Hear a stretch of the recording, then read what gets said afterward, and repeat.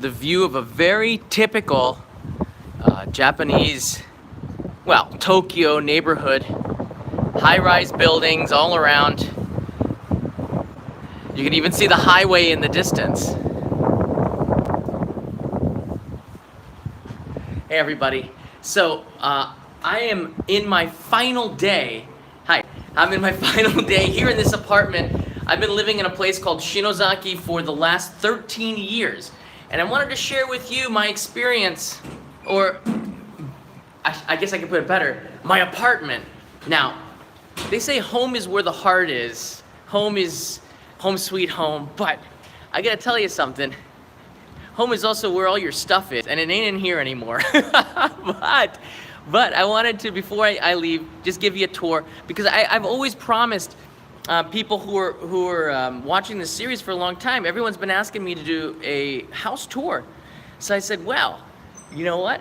I will do a house tour on the last day that I live here. And this is the last day. So this is where I've been living for 13 years, and I've hated these bars for 13 years. And I'm actually very happy to be leaving this behind. I actually asked the landlord if I could remove these, and they said no, because all the other apartment buildings all the other windows have them as well. Just part of the design, but that was one point I didn't like. There is some ventilation. You can see it on the outside. Some of the things I want to show you before I go inside. This is some ventilation where I can control the opening and closing of this vent inside. This is the door, and we had older doors, but these new doors came in. The landlord put these in about 2 years ago, and it was really good. The caulking has now hardened. I remember when they first put it in. They also put this panel in as well.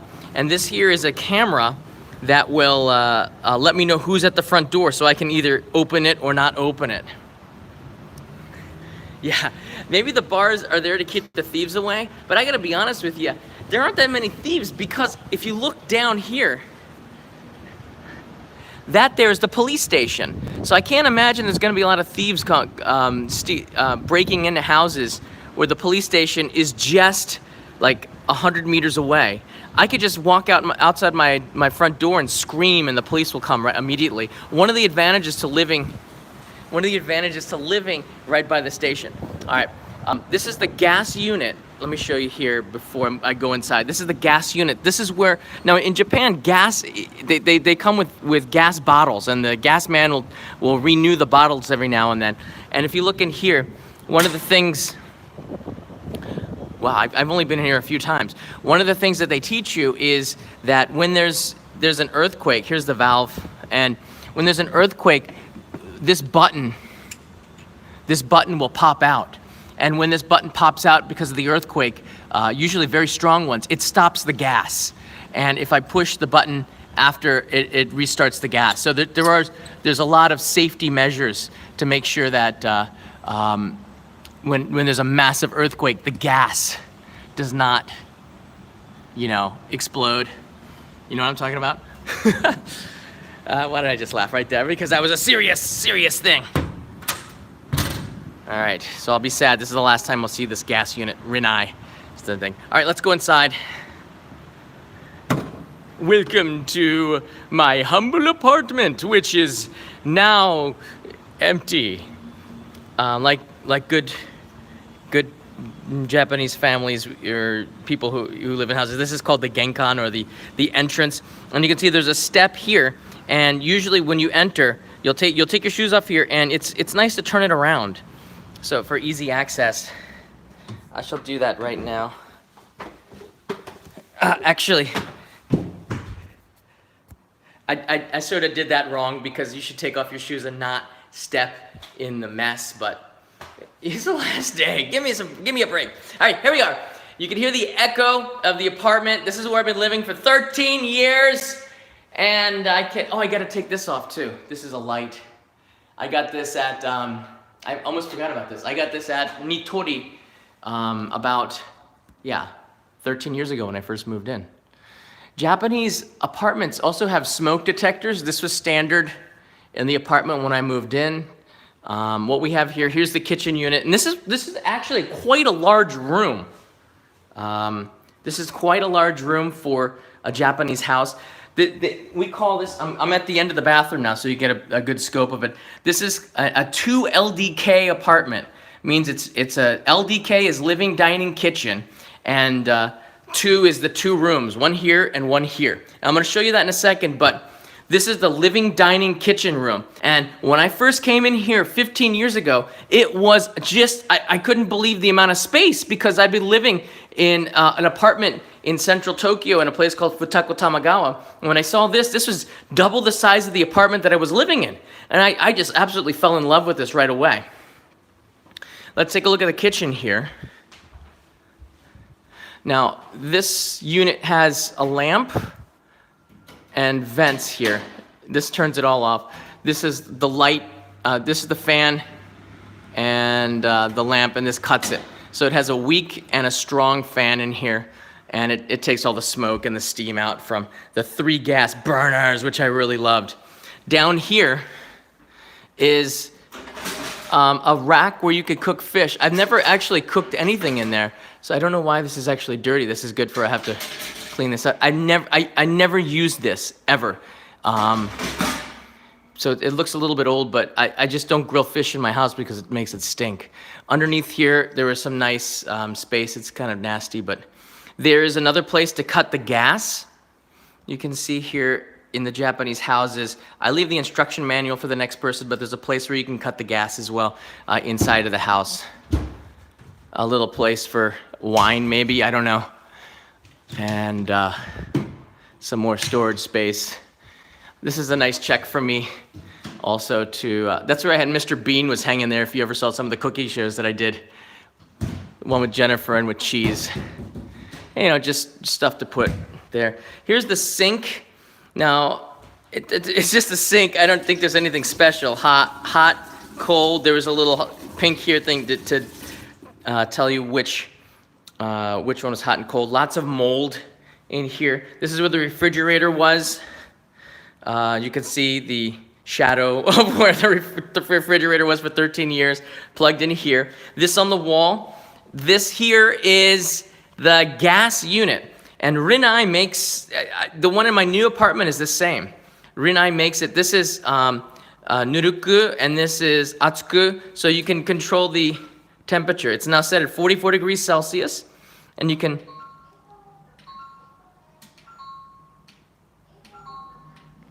You hear that? All right. The voice is coming from the bathroom. And from that panel, I can control. This is the shower in the bathroom. One thing I have to point out, and probably other people have explained this about Tokyo apartments, is the bathrooms are usually all plastic. The entire room is just plastic. And you see every single corner, every single section of it is plastic. Here, you see. And the reason why is this is the shower area. Typically in Japan, you will shower before you get into the bathtub. All right. Here's where you can put the shower up or down depending on your size. And if you're sitting, because in Japan people will sit to take a shower too, you can do that by putting the shower at this length. It is dirty because I've been moving out. Typically you do a quick cleaning, but you don't have to do it because you're probably going to have to pay for it. So this is the way, this is the panel in here too. So I can turn on and off the gas panel right here as well. If I push this button, this red button automatically fills the bathtub. Check it out. And now the bathtub is going to automatically fill. Sometime. Here it comes. But I don't want to do that, so I'm going to turn it off. So I turn it off using the control panel here. Now, in Japanese baths, after it's been filled, you want to make it warm again, you can put this oidaki button. If you push this, it will heat the water. So you always have you always have warm water in the Japanese bath. It's very convenient. I like this bathtub a lot. Spent some time in it, but my new apartment bathtub is bigger. So I have to say thank you for 13 years of nice baths. This is where the washing machine was. And the washing machine I had for 13 years as well. It was a Korean company, so I got it really cheap. They weren't very popular here in Japan. The bathtub fits, washing machine fits in this little tub area just in case water spills. It'll collect the water, which is great. When the water would spin, the spin cycle would go, it would empty into this pipe here. It's kind of self-explanatory. I don't have to explain this to you. And you can turn the water on and off. There, it will come out if you turn it. And you keep it on, and the washing machine will automatically control the water levels. Yeah, I'm out of breath from explaining a lot of this. The apartment has 2 rooms. I'm going to show you the next one. Just quickly, the last thing I want to show you is this. This unit came in during the 2011 earthquake, the big one in March 2011. My sink had a crack in it, and the crack started getting bigger, and the landlord put in this new unit. However, they never really completed doing it. And this was like 7 years ago. I've been living with this ripped wallpaper and this incomplete. You can see they didn't do a very good job with it up there as well. So I was here in this apartment during the 2011 earthquake, and this unit is new. It's nice, but it didn't make me happy. But the landlord, did replace it not at my cost. They paid for it.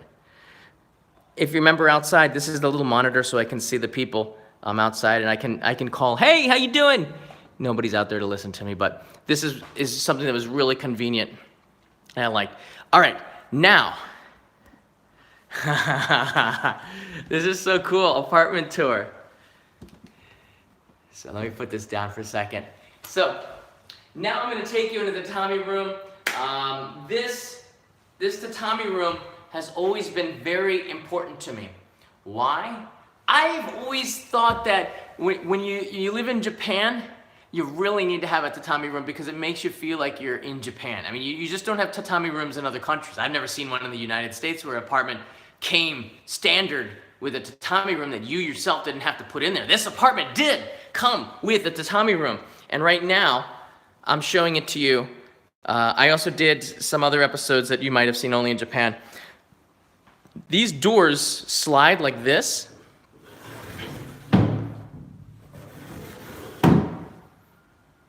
And you can also take the doors off.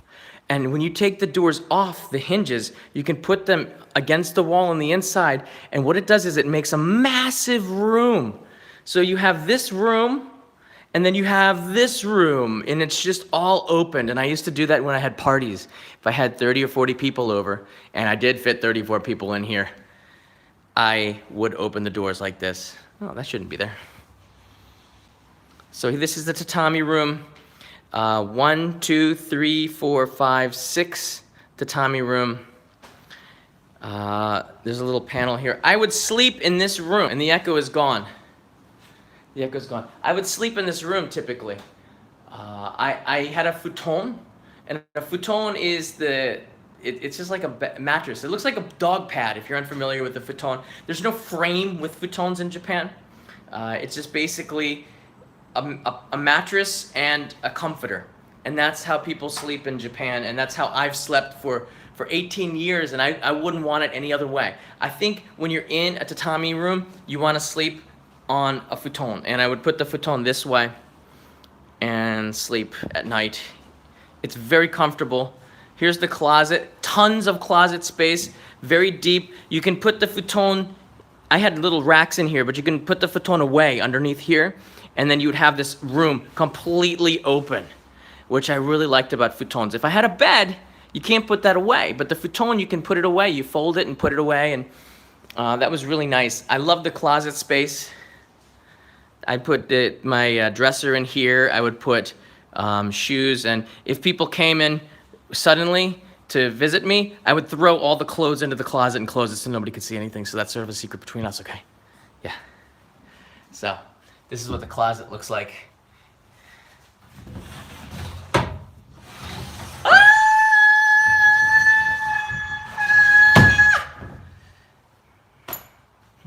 It's just a closet. There is, interestingly enough, a detector inside the closet, and I didn't know for the longest time what this was. It is a smoke detector in case there's a fire, I guess, or if the heat level changes. And at once a year, the landlord would check this out to make sure it was functioning, and that made me feel good when he came in and checked.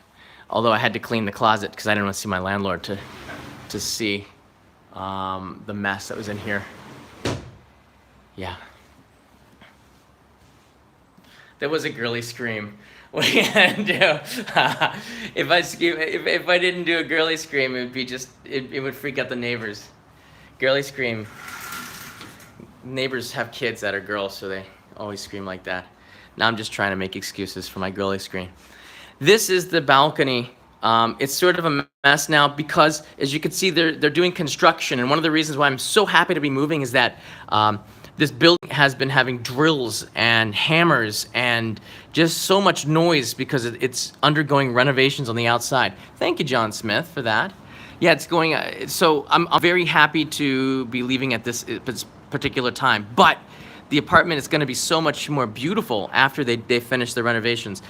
There's not a lot of space here. I'll be honest with you. I had a table that I bought from IKEA, or IKEA as we say in Japan, and I tried to make a little cafe and eat outside, but it just was never really enough space in this balcony. It's sort of a mess because I had a carpet. You can see there's where the carpet was. I had a carpet lined up here in a pad so I could walk outside. And that window leads to the other room. And again, another air vent, so there could be air circulating inside of the apartment. Right down there is the air conditioning.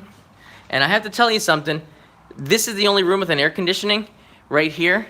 And Japanese summers are so hot, it's just not enough. You would just be hot in the summer and cold in the winter, and that's just sort of the way things are. That's just sort of the way things are here in Japan. Yeah. So I'm going to really miss this tatami room. I'm really going to miss it because, you know, it feels so good when you just lay in the tatami, and this room would be completely empty, typically. I didn't have a lot of stuff in here. There was a chair, but I got rid of it. I always like to have this room empty. I have a kotatsu that I would use, but it's just so comfortable. And in the summer, the smell of the tatami is really, really nice. And there's no way for me to sort of share that smell with you through video, but I can tell you it smells like a really clean farm. And there's this really nice, pleasant, like relaxing smell. It's like the farm without the poo, of course, like the animals. It's just like a really fresh smell. Yeah, Kent loves the smell too, I see here. It's like straw, grass. It's a little bit different. It's hard to explain, but what I can tell you is in the summer, when the sun heats it up, and if I close the door for a little bit, and I opened it 5 minutes later, you can start to smell that tatami smell, and it's so good. Like a clean fart. No, it's not like that, my friend, but it is really nice. Let me bring you in here a little bit. So, let me see if there's any questions here. A small housewarming gift for the new place. Sabathius, thank you very much. And Mike, Marv C, I appreciate that. And M. John. Do those mats get replaced? This is an awesome question. Let me put you down here for a second while I answer this. Okay. Do those mats get replaced, the tatami mats? Also, good call on the Costco pizza. Yes, I love Costco pizza. And Dark Zaku, how do you feel about leaving somewhere that you lived for so long? Two amazing questions. First, these mats get replaced typically every 7 to 10 years. 7 years, I moved here in 2005, and I got these mats replaced in 2011, after the earthquake. And they are ready to be replaced again, I think. It's been 7 years, so I think, you don't have to replace tatami. They have a pretty good life, but I think you start to lose some of that tatami smell as the seasons go by. And after about 2 years, the tatami smell is much more subdued.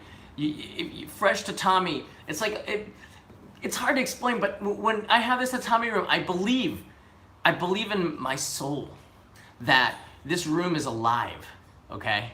This is like a living room. Not a living room like where you watch on your sofa Netflix and YouTube, but like this room is alive. And that's why this tatami is, that's why I really want this tatami in my apartment, but my new apartment does not have it, and most apartments in central Tokyo do not have tatami. It's just a fact. I went to many apartments, it's all gone because tatami is also quite hard to take care of. They get these things called dani sometimes, these little bugs that go into the tatami, and they're very hard to get out of. You have to put like a some kind of spray that fumigates and kills all the things in here. One thing that I can show you is these things do come up. I think you might need a tool to do it. But okay, there you go.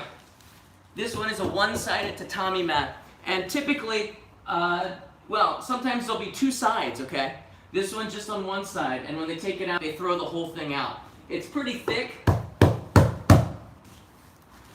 It fits in perfectly.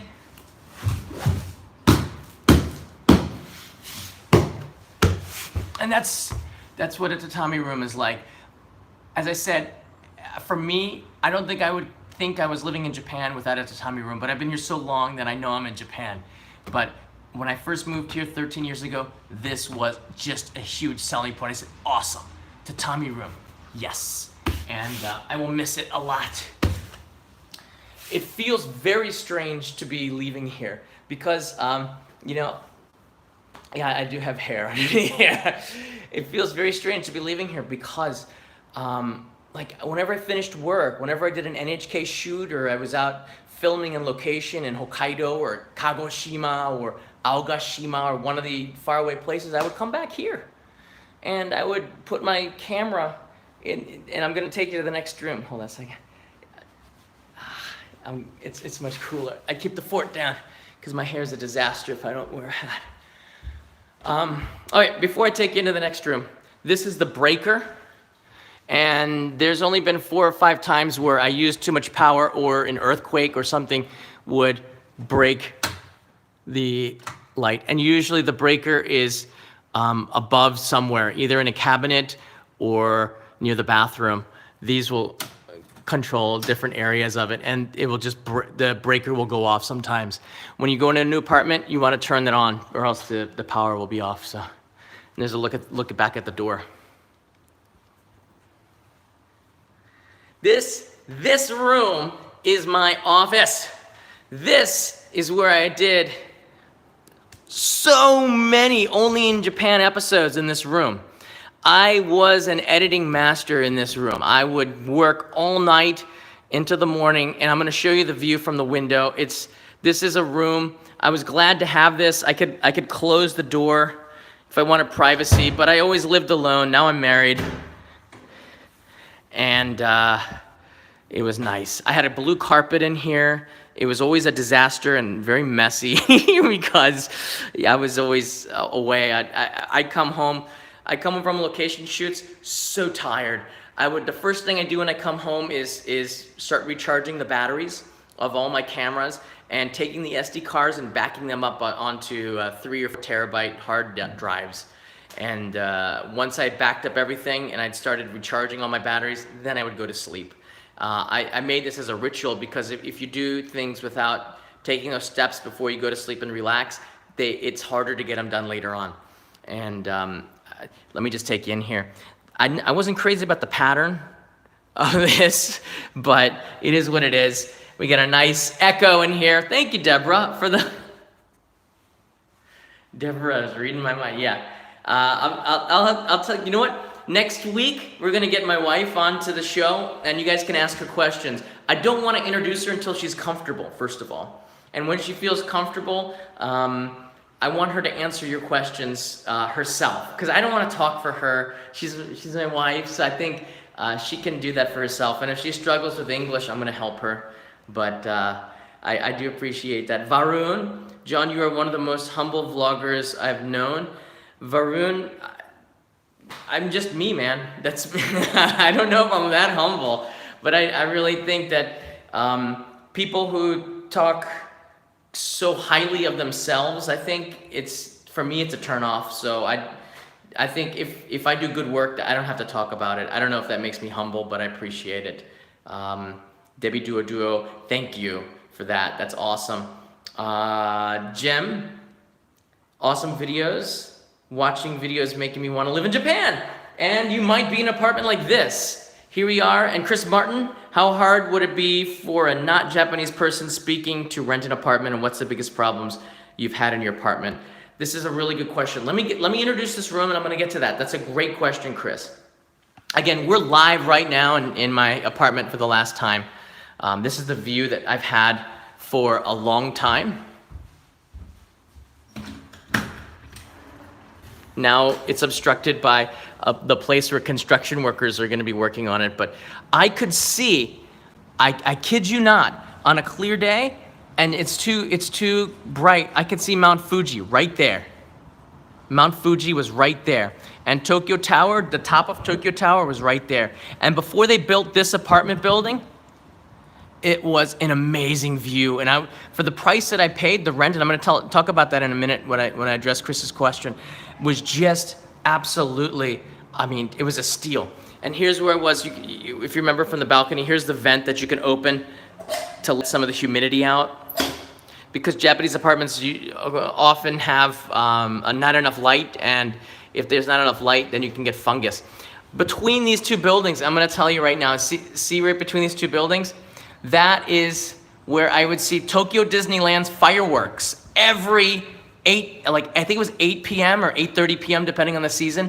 And it was pretty cool because I'd hear in the distance, boom, boom, boom, boom, boom. And I remember I think it was the third day I moved in here. I said, what is that booming? I looked out the window, I couldn't see anything. Then I saw between the building, I said, what?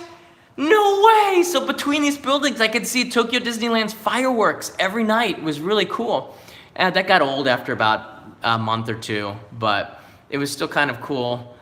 If friends were visiting Tokyo Disneyland, I could look out there and say, I kind of see it, because I could see the fireworks. That was cool. I live on the edge of Tokyo, because the next place over is Chiba. So this is still Tokyo, but the end of Tokyo. Very cool. This is the room. You can see where I had the blue carpet. It's sort of left a shadow there. I had my desk here. When I've been doing the live streams on Patreon for the Patreon supporters, I would do Q&A here. This pole was always kind of nice, and I would sometimes open the window, take a break, and pop my head out, and I could see the station 30 seconds away. Because one of the biggest selling points of this was not just the tatami room, but the fact that the station was 30 seconds away. It's huge, huge for me to move in here. I had my desk facing here against this wall in March 2013. I think I can put this down here. All right. This is a good, important story. So, this actually isn't very clean, but we don't wear shoes in the house, so it's not too bad. March 11, 2011, I was in this room when the earthquake happened. The earthquake was massive. The entire building was swaying like I was on a boat. It was the scariest moment for me in my life.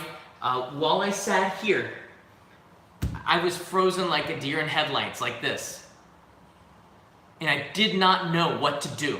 I've never, ever felt in 20 years of living here that sensation ever again. It was, first of all, before the earthquake hit, it's like you could hear the rumble. You could feel it building up, like boiling water. Like before the bubbles start to boil and burst up, you could sort of feel underneath the ground the shaking. And all of a sudden, like, it was a big one. I'm like, oh, there's an earthquake coming, but I had no idea how big it was gonna be. Nobody did, right? And then, like, what? And I was sitting right here at a desk right here. And the first thing I did, I had a hamster. the hamster was sitting right here, and there was a little cage here. Hamster also had a summer house inside of the closet. Used to steal, used to take the stuffing out of my pillow and made a second house in the corner. And it took me 3 days to figure out why my pillow, there was a hole in the pillow and the stuffing was coming out. I was like, well, this pillow's getting a lot less and less, right? Because a hamster was taking it and making a house. But my first reaction was to grab my hamster, and we ran outside. And when I was standing up outside on the street, and it was like, it felt like I was on a bus, all right? It was so, and I'm gonna get back to your questions, but it felt like I was on a bus. The street, all right? I'm not talking about inside the apartment. The road, the ground, felt like I was riding a bus. And it was really, really the scariest moment. And I was when the earthquake hit, I was right here. And I'm always gonna remember that, because I just told you on this live stream, and the live stream is history forever. Yeah, so, very cool. My hamster's name was Kiki, and I miss Kiki very much. Kiki was alive for a good 3 years, which is a very long time, and I do miss Kiki, and I probably will get another hamster sometime in the future, but when Kiki died, I buried Kiki underneath a cherry blossom tree in a park nearby, and God, I don't know if I want to share this story with you. So I buried Kiki. I don't know if I should tell this story for sanitation reasons, I don't know, but I buried my hamster underneath a cherry tree in the park. And I always felt that every season and every spring, when the cherry blossoms bloomed, I would see the hamster. I would see Kiki again in the blossoms. And that's another thing I'm gonna miss about this place. You know, every spring I would go and sit underneath that cherry tree. I'm getting a little sad about it, thinking about this story, but I would sit underneath that cherry tree just for a couple of minutes. Or if I ran through that park, I would yell Kiki's name, and I always thought maybe his little ghost would come running after me or something. I know it's pretty cheesy to mention this, but this is sort of the way my mind thinks. And Kiki's here, and I will definitely be coming back every now and then just to say hi to Kiki and to the old apartment. So that's that. This is where I edited all of the videos that you watched, and now I get to edit it into a new place. You know, I got to edit everything in a new house, and that's just a new something really new. I mean, will I be able to do it, Chris? To get back to Chris's question.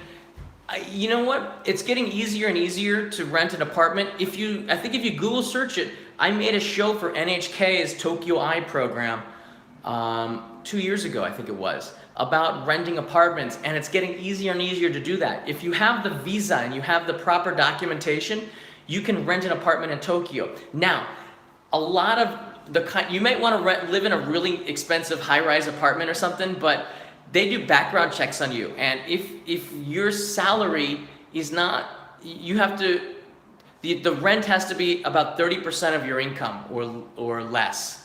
Meaning, if you can't live in a $3,000 apartment, even if you have the money up front, unless like your salary and your income is, if that rent is 30% of your income. So I think you have to make like $10,000 a month in order to live in a $3,500 apartment, which would be crazy, because that's kind of expensive, but that's another thing. So this apartment that I'm living in, Chris, and for everybody's interested, was $1,000 a month. All right, you've seen now both of the rooms. $1,000 a month, or 108,000 yen. 108,000 yen, or $1,000 a month, and that's pretty good for Tokyo. I'm talking 30 seconds from the station and 2 rooms. 2 rooms and 1 big dining kitchen area, this one here. So that is actually, I thought it was a steal, all right, for $1,000. Except there are a couple of things I didn't like, which was these bars. I didn't like these. Oh, and you see but the crack between the buildings here? I gotta tell you the story. Do you see that right there? I remember one day, you can see a sign here. These are all like John stories, I'm sorry. One day I was coming back home, and I walked past that crack, and I looked to the right, and I walked past. I stopped. I went backwards. I looked again. I said, "They just opened up a Mr. Donuts! They just opened up Mr. Donuts!" And I could tell just by the logo, just a little bit of the crack. And I ran downstairs to the Mr. Donuts and got in the line because the whole neighborhood wanted to come and try the first Mr. Donut donuts. Mr. Donuts went out of business 5 years ago. Thus, that little window, I was here before Mr. Donuts in Shinozaki, and I'm still here after Mr. Donuts in Shinozaki, so kind of sad experience. Crazy. The Kiki story was a lot sadder than that, but I want to tell you one of the biggest problems that I have with Japanese apartments is sunlight. This room is dark, okay? This room is dark, and it also does not get a lot of ventilation. I'm going to show you here on the wall. Let me turn this around. I don't know why. The vent was broken in the shower room for 2 years, and something was moving, but the vent wasn't sucking any of the air out. And I told the landlord this. They came in, but they could never. There was always like a fungus problem, and you can see discoloration on the walls. And I had the landlord come in many times. This really bugged me up here. I could never. This is one of the reasons why I'm moving out, because I don't know what I'm breathing in. But I definitely let the landlord knew that there was like a fungus problem on this wall, on this side of the apartment. I don't think it doesn't get enough daylight. One reason is because of these bars, and the other reason the window's too small. All the sunlight comes from this side. So when you get a Japanese apartment, people actually, it's not good. Mold is something that you have to definitely check out. You should look underneath under all the cracks to make sure your apartment doesn't have any mold. It didn't when I moved. It didn't when I moved in because they cleaned it, and now after a year, this apartment was not. I was always fighting the mold. But one of the other places you can check for the mold is underneath here. This is the bathtub, and you can take this panel out, and you can see if there's a lot of mold underneath here. So make sure you check, and this is the drain, and make sure you can open it up and check and see that they've cleaned that all out. Sometimes they'll leave the gunk in there, which isn't good. There's the bathroom and the shower room. Mix, hey, nice to see you, Mix. One of the places we were thinking of going for the honeymoon was Philippines, Mix. So I'll keep you in touch. I don't know if we're gonna. It might be Bali because Peter's telling me to go there, but Philippines is high on my list. Let's see here. So and this is the toilet. Now I'm always gonna end with the toilet because it's clean. I cleaned it, but this toilet is old, and when I moved in, I was really disappointed because it didn't have. I'm not gonna give you a close up for people asking. It did not have the washlet that you like, where it would spray and keep you clean. That was a huge disappointment to me. And I'm moving, so I don't have to be disappointed anymore. My new apartment has it. But you can see it has a sink in there, so when you flush it, I used to have stones in here, so that's why it's dirty. When you flush it, you can wash your hands on the top here. And almost all the Japanese toilets, I'd say 95% of them have this option, which is really cool. There's usually a towel here where you could dry your hands. Ouch. So, people are asking me, well, they used to say, oh, that's the same water that the toilets is. How could you wash your hands in toilet water? The water hasn't gone into the toilet yet. It's the same water that comes from the sink. So, there's no difference between the water coming from a spigot here as one in there. It's just for washing your hands. And after you wash your hands there, you can wash it. And I would wash with soap in the other room. which is where the bathroom is. I never really liked that funky door, though. That funky door was kind of a little bit too much for me.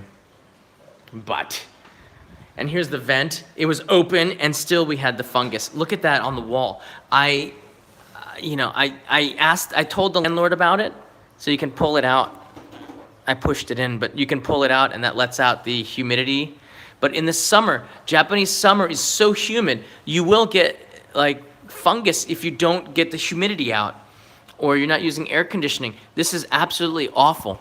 And I was fighting to get things replaced, but the landlord was pretty good. Just it wasn't the perfect situation for me. There you have it. If you have any questions, let me know right now. I will answer them for the next couple of minutes while I reminisce of the times I spent in this tatami room.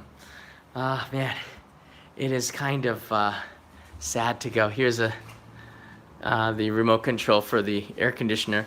The company is called Beaver. And I never heard of them before, but you push it and it would turn on and it would oscillate. It was a nice air conditioner. The controls are all in Japanese, as you can see. This is temperature, and you can go hot or cold. This is dry, and this one here, I believe, would control. Oh, this controls the fan strength, and this one would control. You can see here, automatic, cold, hot, dry, and fan. So those are the options that you have, and it's good to learn kanji because you'll have remote controls like this that it comes in useful. This is oyasumi, which is the sleep mode. This is just if you want to enter. This is iri and keisu, you want to turn it off, the timer. Yeah, it's pretty basic. It's a Beaver. Very nice. Do you feel nostalgic leaving your apartment? Oscar writes. I do. I really do. Put this down here for a second. I really do feel, this is nice. If you guys were in Shinozaki, I would invite you over for the last hurrah. But I do feel very nostalgic to leave this apartment. It's just because I spent my entire 30s here, all right? I moved here in 2005, I was 31. And I'm leaving here at age 44. So it's 13 years. I've been here for like the prime. No, I think I'm reaching my. I don't think I've reached my prime. I have to say that. But my 30s were spent here, and my 30s were incredible. I had so much fun, and making the show. And when I started the Only in Japan series in 2013.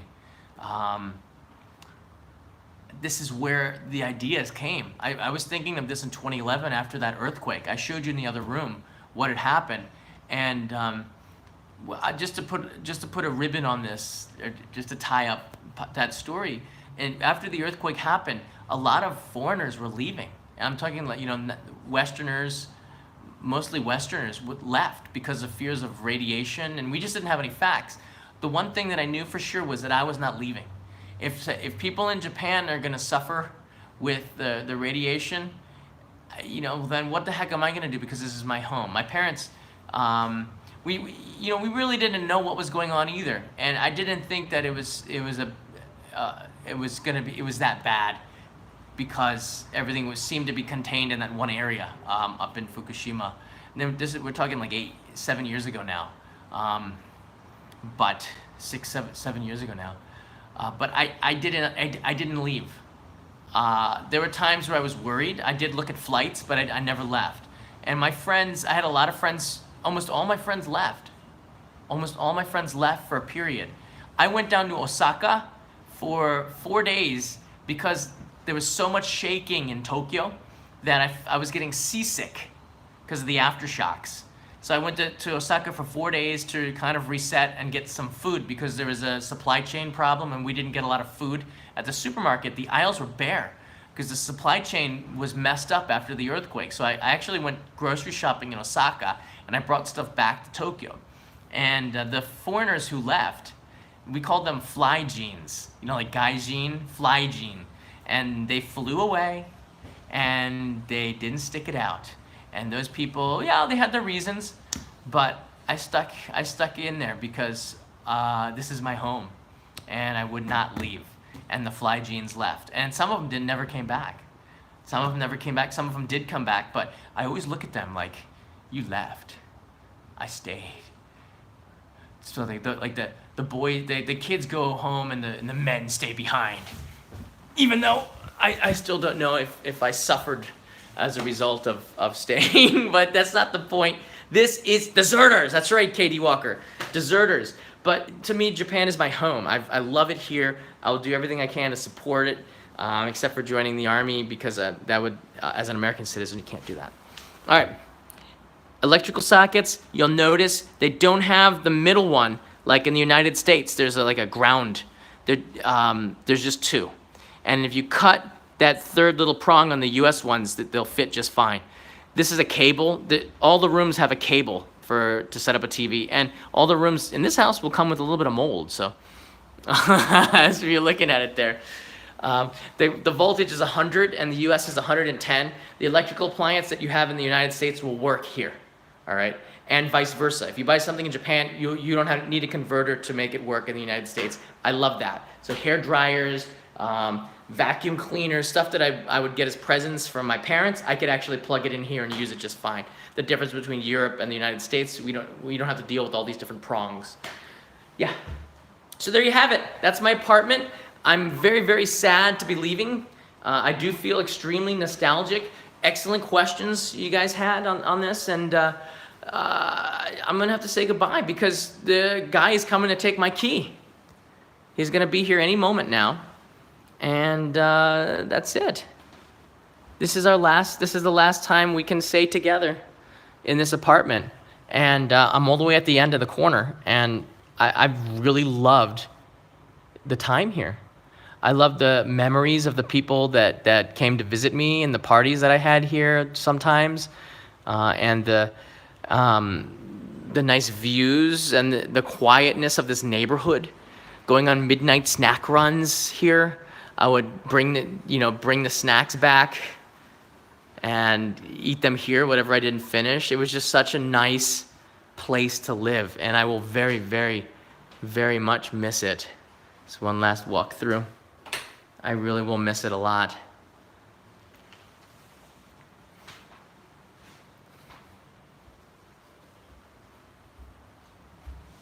Don't forget the light picture. Okay, yeah, I'm gonna take that down. I'm leaving this one up here because it should have one light. You know what? I'm gonna take that down right now. I don't know how I'm gonna do it. It's like way up there. How do I get that down? I used to have a stool. I'm gonna have to jump and get it down. Okay. Let's see if we can. I have to get this down. I don't know how this is gonna work. Okay.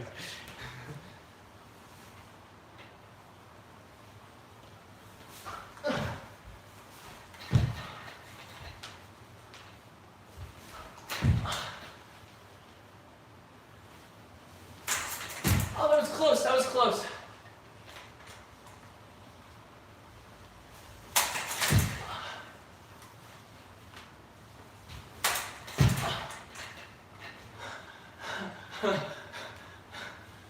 All right, one more.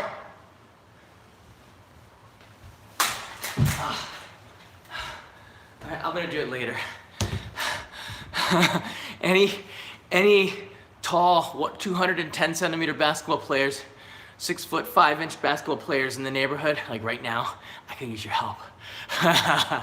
Thanks again, everybody, for watching this live stream and sharing this apartment with me one last time. It means a lot to be able to do this with you. I know over the years the channel has grown, and a lot of my growth as a person has happened right here in this apartment while I was living here at this address, and it is sad to go. But new opportunities, life changes, new things come a-calling, and like marriage, and I will be back live streaming again soon. So take care, everybody, wherever you are in the world. I really appreciate it.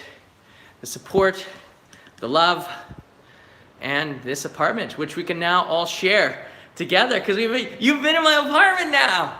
This is it. Hey, where are you guys? Come back here. You've been in my apartment now. This is it. We have shared this moment, this experience together. So thank you.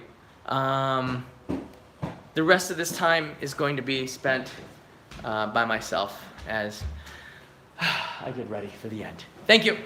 I'm going to end with the last view of Tokyo. This is my house, and if you look between those buildings, that's Chiba over there. Chiba Prefecture, and this is Tokyo. And I always really loved this neighborhood. So thank you, Shinozaki. It's been awesome. Love you.